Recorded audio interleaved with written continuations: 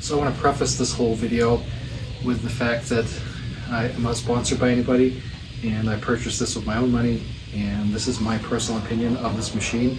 I'm not trying to impress anybody, so I want to give you the most honest and truthful opinion that I possibly can.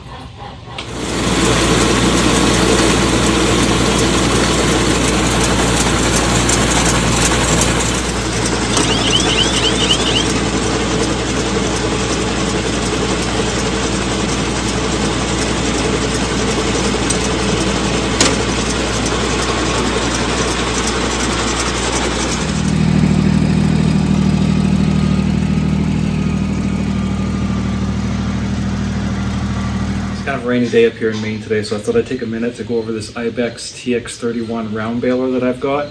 And I bought this back in March, and the reason I bought this is because the farm's like 200 years old, and I've already had square balers here, like the big John Deere 24Ts, and they work okay. But the problem with those older equipment is you always have breakdowns, and then you're limited to where you can go with them because they're big. And also storage, park it outside, put a tarp over it or whatnot.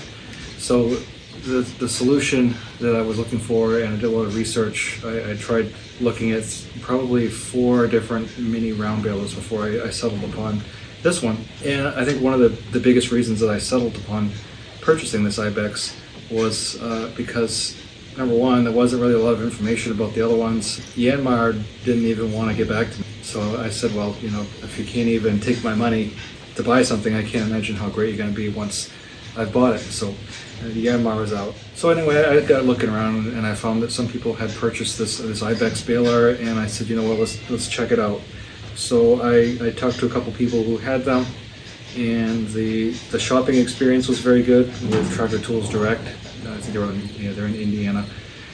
They were very responsive, and they were really patient with me. I had different quotes because I was trying to really figure out, narrow down what I wanted to buy. Did I want to buy the whole hay package? Did I just want to get a baler? But I ended up getting a baler. I got the electronic gate opener, which I think that's something you ought to really consider. Otherwise, you got to pull a rope every time to open it, which that didn't seem like something that I was interested in doing.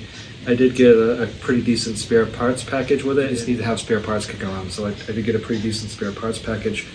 And I did get a 2-wheel pinwheel rake, but I didn't use it this time only because of the situation that had arisen. We'll do a review on that rake a different day. So we'll come over here and we'll take a look at this. I think I put 147 bales through this, and I did reset the counter on it. I put another 30 through it, so about 147 is about what I was thinking. The first day, I did have some issues. So if you've grown up with larger farm equipment, the operation of it is considerably different than with this. So I thought I'd gone through the manuals pretty well, and I thought I'd watched the videos, but I still had to come back and watch the twine feed video several times on how to thread that twine through. There's just a couple places where it gets a little hokey, and if you're not used to it, then that could be an issue. So most of the videos I watched of people who were using these, they had ideal situations. They had flat pastures, no rocks, no obstacles, no trees, no sticks. It was just a perfect rectangle, perfect grass, and so it was an ideal lab environment. Now, the distributors of IBEX, they recommend you have a little test area and try everything out before you start cutting down acres and acres of hay. And ideally, that would have been what I would have done. However, being the season that it is this year, it pretty much rained for 5 or 6 days. Then you get 3 days of sun, and then maybe 2 weeks of rain. So I had to just basically, the hay was ready.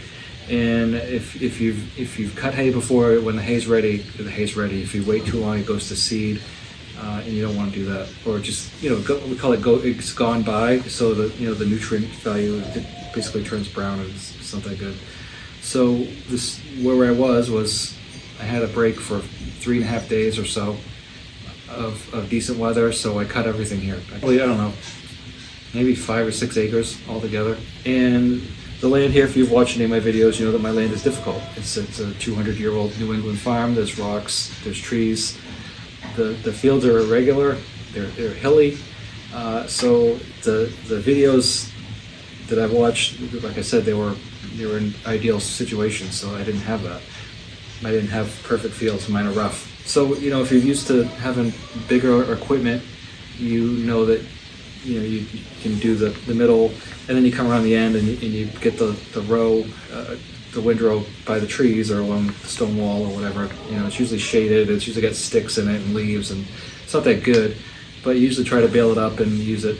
You know, the animals will still eat it, sell it for mulch or whatever or whatnot. But you have to get it picked up. You can't just leave it there. So baling was pretty good. But what would happen is I had some twine issues, and I'll bring you over here and show you this. And I don't think I'm the only one that this has happened to. I think I've seen a couple videos where people had some issues with twine. And what would happen is that the twine would get snagged up, and the twine arm would drop, but the twine would fall out and go off back there somewhere, and so it wouldn't complete the wrap cycle.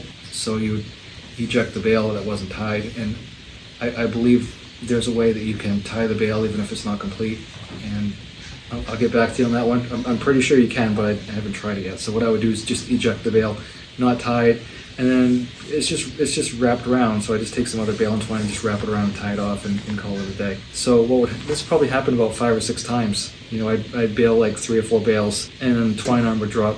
I'd have to go stop and rethread the twine through. And you know, the first couple times it didn't occur to me that I needed to retime this.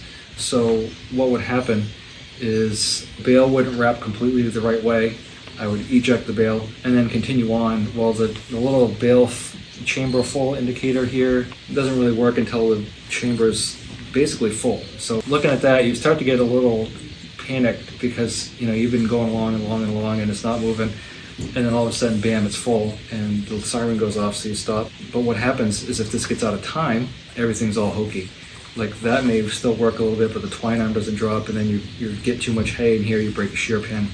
And if you have the situation where I did, where those things happened, and then you come around this back row where the hay is not good, it's got sticks in it and leaves, and it's kind of wet, it's kind of green, it's not good hay, but like I said, you got to get it picked up. So you come around baling it, and then the chamber gets packed, and you break a shear pin, and you're like, holy smokes, what's going on?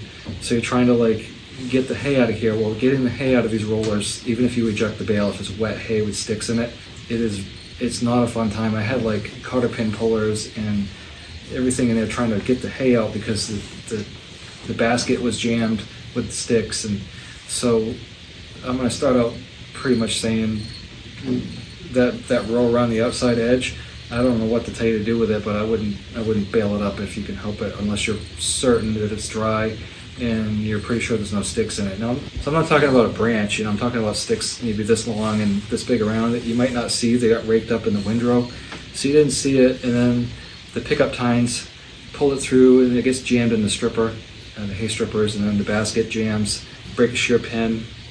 You've got some, like I said, that cloddy wet hay in there, and it's a horror show.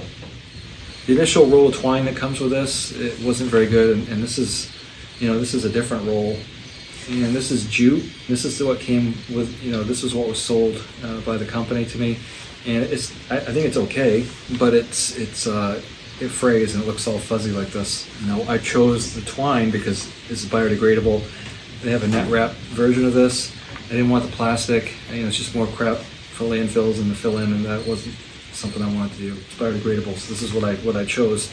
Had I known, would I change and get the net wrap? I don't think so. I think I'd still want this. It's just getting the bugs worked out of it. It was a little bit tricky for me. Once I mastered the twine tying and the resetting this, I was clear sailing. I went through 75, 80 bales before I had no trouble. And one thing you need to know too is every time you stop baling, for whatever reason, I'm not saying you turn the PTO off for 20 seconds to get off the tractor or whatever and get back on. I'm talking about if you quit for the day, you stop baling down here and you drive a mile up the road and go do another field, stop and reset this twine arm, because even though it was set and it was working perfectly when you left, if you don't go back and reset this every single time you start baling, you can run into problems, and you'll have the whole issue that I just talked about where the thing gets overloaded, doesn't tie, and what happens is this will almost make a bale too big to be ejected. So when you open the tailgate, the bale kind of sticks in there. It doesn't come out. So it kind of takes two people up in there to pull the bail out, and then it will come out. So it's really important that you, number one, make sure your twine is threaded through correctly. Make sure that you have reset your twine on. Make sure that you don't get in wet hay at all and avoid... I'm in the barn here, so the chickens seem to have a lot to talk about this afternoon amongst themselves, so I apologize for that. So we'll start out with the front and we'll work our way back. I'll show you all the mechanisms, how this works.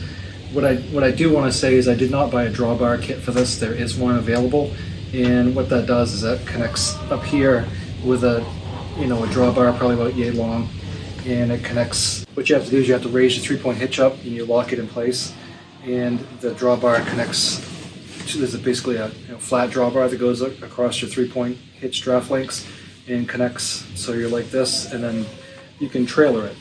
Now, the reason I did not buy that was because, well, first of all, one of my fields is a mile up in the woods on a tote road, and I don't want to run this thing down the road, so I wanted to lift it up. And the second thing is, I also hay off the property at another place, so I just pick this whole thing up, drive on my trailer, and go over it and do that there. Now, if you have an ideal location, like the videos that I've watched, where everything's flat and perfect and you're not going anywhere except out your back barn door, then I think that's probably a good idea. However, what I've noticed is this hydraulic top link has been really a lifesaver, because I'm able to set the machine exactly how I want it. I don't even bother to put the operate or the transport mode here. I just have the 3-point hitch set, so when I put the 3-point hitch down, everything is perfect, and you want your 3-point hitch so that the drive shaft, the drive line, is as straight as possible. You really don't want those universals at a much of a bend if you can help it. And the reason being is it pounds on, it's hard on, so you really want to be as straight as possible with that drive line. And now, again, that's not always going to happen. Sometimes you'll get into a rut, or the land is a little crooked or something, and something will happen. You might have to lift it up a little bit to get over some, like I said, my fields are 200 years old. There's some places where there's little ruts in them, where I've dug rocks out and filled it back in, and it's settled, so the ground is not perfect. So I find that for my application, the 3-point hitch with the top link that's hydraulically actuated seems to be ideal for my situation. The only caveat to that has been that when I mess up some bales and I want to come back and I want to run them through stationary, so I'll just park the tractor right here in front of the barn and fork the loose hay in. I don't have as much room to work with here as I would if I had the drawbar, but that's such minor detail that also I know when I was quoted for the drawbar, it was around $500, and that was in March, and this is the end of June, and they're around $900 now. So starting at the front, you can see I've got this hooked up. This right here is a little Pelican case, and inside this Pelican case is the battery pack. And what this battery pack does is this charges this, or operates the system, like the alarm and everything. The mechanics of the system are run off the PTO drive line, but this is primarily for your alarm. And these little lights right here, they light up. But they say it's good for, I don't know, maybe 2,000 bales or something. I used it for a full day, and I'll just top it off. I don't want to get out there and be trying to bail and not be able to because the thing is dead. So maybe you could do it. I don't want to find a limit, I guess is what I'm trying to say, because I'm not just going to bail 25 or 30 bales at a whack. I'm going to go level of field. The twine's going to pull out of the middle, and you can tie two rolls of twine together, and I was able to do that with my John Deere. But what I want to caution you on is this jute, like you can see all these fuzzies in it. You'd have to be pretty clever with your tying. So I just have a spare roll with me, and then I can just switch over if I need to. And the reason I say tie it together is because everything is such close tolerances in here with the twine feed that knot you make is gonna bung up somewhere and cause you some grief. And then your twine feeds through. So you've got this door here. You access the back when the gate is open. So if the tailgate's open, you can get to the gears and mechanisms in the back. And so I'll bring you down here. We'll take a look at the operation of each side. So I'll try to keep my head out of your way. So your shaft is turning, and this right here is an independent hydraulic pump. And you've got the hydraulic lines here that feed the ram on top to open and close the tailgate. So that's independent of the tractor. One thing I like about this machine is that it doesn't require remote hydraulic outlets on it like, you know, a bigger baler would. Now, one of the things I've noticed is it does pack full of chaff. So you kind of have to pay attention, especially around the chains and the sprockets, make sure nothing's getting jammed in there. Like, I've seen several people show this twine wrapped in, and this is the correct way. It comes out, it goes through this little twine tensioner here, goes around inside of the keeper, up, and then back of itself. So I've seen it wrapped in front, and it doesn't work that way. You'll end up having troubles. I've also tried to have this on the smaller pulley, and what the smaller pulley does is it gives you less wraps. This one gives you more wraps. And to be honest with you, the more wraps is fine because it goes on the hay conveyor with little teeth that grab the hay, so it's not a problem. It does use a little bit more twine.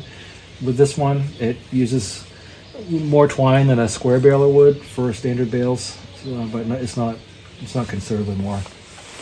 So this is your bale density setting, and you can see there's a setting here you can change, but this is the main one here. What this does is this changes the amount of mass that is crammed into that bale. So the more dense setting you make, the further down these holes you go, the more mass, the more hay you're cramming into that small area. What happens when you do this is you might overload the baler. So if you get into some heavy hay and you have it down here, you'll have a really good tendency to overload the pickup in the mechanism, and you'll shear a pin. I've noticed that just having it up here at this top has made nice bales. And you know, they're probably 40 pounds. So this chain driver here, this is running the hydraulic pump. That's the only thing going on over on this side other than the bale density and the twine. Now, word of note, if you overload the baler, you shear a pin, and you've got a bale in the chamber, this right here is running independent. So if your power takeoff is turning, your hydraulic pump will be working, and therefore you can eject the bale. I did have some issues initially where it was choppy. So what I mean by choppy is I would wrap the bale, and then when it was time to eject the bale, the cylinder there was really choppy. I ended up draining all the hydraulic fluid out of here and then refilling it, and that seemed to have resolved the problem. There's no dipstick or any way to find out. Basically, when it's retracted is when you want to fill it. You don't want to have the ram extended, because what's happening is you're compressing that fluid back in. So if you're going to fill this up, you want to have it with the ram compressed, not extended. So when I was baling, I pretty much had my son with the gator down there, and we had the owner's manual and all the parts and pieces in the gator. So I would stop periodically to reference the owner's manual on some things. So this right here is your driving mechanism side, and all these sprockets and chains are what are turning the feed rollers. And what these rollers do is, as the hay is coming in the basket, the pickup tines are pulling the hay in. All these rollers are turning that hay bale inside and making it bigger. And that's what each one of these does. Perhaps you've seen some of the big round balers where they have big belts, and the belts do the same thing, but there are also the big round balers that do it this way as well. So all these sprockets right here are all what's making the bale. They're all turning together, making that bale get bigger. We've got some different springs here for different tensions, and it does pick up chaff, so it's kind of behoove of you to make sure you go through periodically and clean this out. What I don't want to do is have it jump the sprocket. And you can see there's a threaded rod here. I don't know what happened. I was just baling along, and all of a sudden there was a huge bang. Everything stopped. I shut the tractor down. I came out, and the tension rod here was broken, and over here all the chains were off. So I put the chains back on. I had this threaded rod in the barn. I put this on and tightened it down a little bit, just so I had a decent amount of tension on these. What you don't want is loose, because if it's too loose, what they'll do is they'll jump the teeth, and you'll round all these teeth off the sprockets. So you don't want to have it too loose, because like I said, you'll wear it out. If it's too tight, you might break something or ruin a bearing or something. So it's kind of one of those things, you just kind of have to run it a little bit and keep an eye on it and see where you're at. This right here is basically the chain tension idler right here. So when you pull this down, it tightens the chain up. So you got a grease fitting here, there's one there. There's not some in places where I would think there might be some, you know, like on the hinges here. This right here is your flow control. So this just basically limits the amount of hydraulic fluid that goes through, so you can increase the rate of hydraulic fluid through to close and open the gate faster or slower. This right here just shuts off the flow completely. So if you have the tailgate open for service, you can put that in the perpendicular position, and then the hydraulic flow is frozen. On the back of this, this is spring loaded. The bale will roll out, and it'll come down this little chute here, and once it rolls off, this will come back up, and that'll stop the bale. So you're going downhill and you want to kick a bale out, this will drop and then come back up, and that'll prevent the bale from coming back in and prohibiting you from closing. This here's the fob, the key fob. So A opens and then A closes again. And when I have this plugged in and hooked up and you push the A button, you'll see a little light come on down there, and that just tells you that everything's operating correctly. Basically nothing happens with this until you've almost got a bale ready to go. And then all of a sudden it'll go from here to here, and then you'll probably go forward a few more feet, and then the alarm will go off and it's time to stop. So what I do is I kind of sit halfway around in the seat, so I'm watching the pickup, watching the whole process, and driving at the same time. And that's just a habit from operating farm equipment my entire life. Down here's your pickup basket. These pickup teeth here, so these rotate, pull the hay over the strippers, and then feed it into the machine, and it starts. So they tell you to have the teeth set maybe an inch above the dirt. If you have it an inch above the dirt and you have uneven land, you're going to end up breaking some of these off or bending them, or you're just going to be cuffing dirt all over the place. So ideally you want to have it so not an inch above the dirt, but maybe an inch above the blades of the grass that you've cut. You know, the hay that you've cut is sitting on top of those blades of grass. So you're going to get a complete cleanup? No, but you're not going to destroy your pickup. Something you would do with any baler, even the big square balers. You don't want them hitting the dirt. You want them just grazing the top of the grass. View of my hydraulic top link, and so what that does is it just changes the pitch of the machine. And like I said, I don't even use the transport or the operate lever. I just leave it and operate, and then I use the tractor to put it where I want. Now, with like this, you obviously can't track in a circle. So I try to rake my hay in parallel lines. So I go down, and the windrow stops. I lift up the machine, turn around, and then come back in the next windrow or around the edge. If you've got a big enough area, you can make a pretty wide sweep. This will go. But what I've also decided works the best is using the tractor 3-point hitch. I've got the machine picked up so the wheels are just touching the ground, and that way when you are making a slow turn, it'll kind of just skitter over the grass and it'll move. What you don't want to do is get this all bound up so your 3-point hitch is pulled one side or the other. But using the tractor, it's a big enough tractor where I can just pick the baler up for the most part, and like I said, the wheels are barely touching. And then when you come to a corner, it just kind of skitters around. Or you just lift the machine up. You just pick the whole thing up and then put it back down. I've done that too. Tractor, I run it right at 540. So you set the throttle, and this tractor has an indicator, so it tells me when I'm at 540. So the tachometer right at 540, and that's where you want to run it. If you have it too low or too fast, it'll kind of mess with the timing of the tying, the knotting, not the knotter, but the tying process, and it'll hose up on you. So this machine is designed to run at 540s, a few hundred revolutions in the tachometer, more or less, and that'll just account for hills or some heavy hay or something. It's not going to bother with that, but you don't want to run it at instead of at 540, you got it down at like 300. You run it in the tractor at 1500 RPM instead of 2500. You're gonna make screws. Your slip clutch, and you want to make sure you set that and then check it. And the way I did mine is I back these bolts, all 4 of them, off. So the spring, I can turn the spring with my hand, and then I start the machine up. And what will happen is when you turn the PTO on, the pickup basket will still work. You'll still see the tines rotating, but they might come slow. They might hesitate. You don't want to keep running it that way because you'll fry the clutch plates in here. So 5 or 10 seconds is fine, but not continuously. But what this is designed for is this is a slip clutch. So if you overload the system, let's say you get a big stick or something jammed in there, and then your basket stops working, you might not shear a pin. You might end up just having the slip clutch turn. So it looks like everything's working, but the basket's not turning. This is because of the slip clutch. You don't want to keep running this slip clutch because you'll fry it. So what I did is I loosened all these up, and what I did is then I hand tightened them so that this didn't go anymore.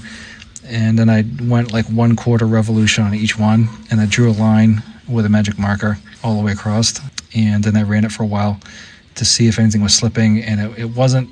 So I knew that it was working correctly. But what you don't want to do is you don't want to torque this down. You want to make it so when you're picking up hay, the machine is not slipping, but you want it just at the area where if it hits something, then it will slip. So hopefully that makes sense. When the power takeoff on your machine is turning, this right here is the equivalent of your power takeoff on the baler, and this side right here is going to keep turning with it. This right here is your shear bolt. This is designed to brake, so it's very light duty. And then on the other side of this is the operating mechanism for all of your sprockets. So if you're running it, and all of a sudden, the PTO is still going, but the machine's not working, and you open it up, you'll find maybe this is broken. Now, fortunately, this tractor here, I can hand turn the PTO with the tractor off, the PTO off. With my John Deere, I can't. So with the John Deere, if this was attached, I'd have to detach the PTO every time, because what you want to do is turn that PTO shaft so these holes will line up with each other again, so you can put it. The only way you're going to be able to get this lined up is if you can turn the PTO shaft. If you can't, you'll have to disconnect it, but you still have to turn the PTO shaft, if that makes any sense. So just lock nuts, they're nylon lock nuts, so basically you just want to get on and snug it up. You don't want to crank it down because you'll break it, so just get it snug. PTO shaft included with this baler was long enough so that if I did have the drawbar attachment, it would telescope out and I would be able to use the same PTO shaft. Likewise, to make it the way I had it, I had to shorten it up. So what I did is just measured it and cut it, because you don't want it so that it collapses to the point where when you bring the machine up and the telescope goes in, you don't want to have it shove the PTO shaft through the back of your tractor or this way.